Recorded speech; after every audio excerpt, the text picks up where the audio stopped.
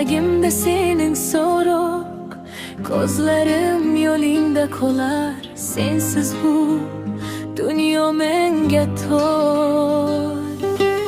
Bir gün seni uçrattım men, o'zgardi go'yo butun olam.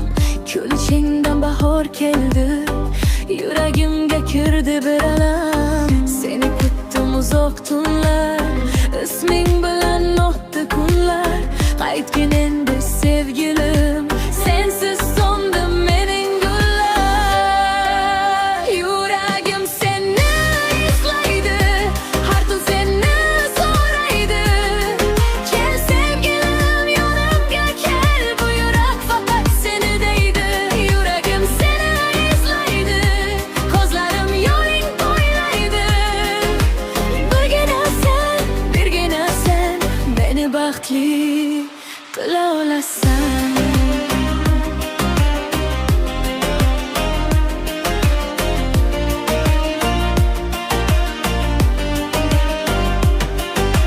Yomg'ir yog'ar derazamga, sening ovozing qulog'imda. Qancha uzoq bo'lsang ham sen yaqinsan mening yuragimda. Bugun yana seni o'ylab yulduzlarga sirim aytdim. Agar sevgi gunoh bo'lsa, men bu gunohni tanlab qaytdim. Yüreğim seni izlaydi, har tun seni so'raydi. Kel sevgilim yonimga kel, bu yurek faqat seni deydi.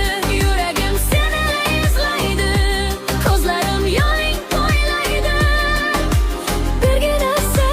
Birgina sen meni baxtli qila olasan.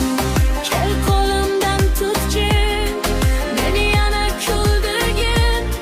O'tgan kunlar qaytmasa ham yangi baxtni boshlagin.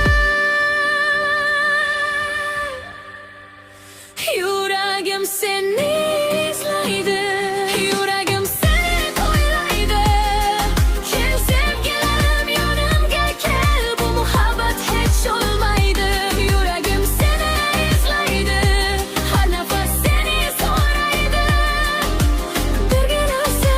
Birgina sen mening butun dunyomsan sen.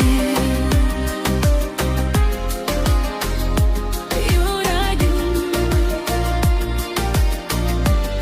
seni izlaydi, sevgilim seni kutadi.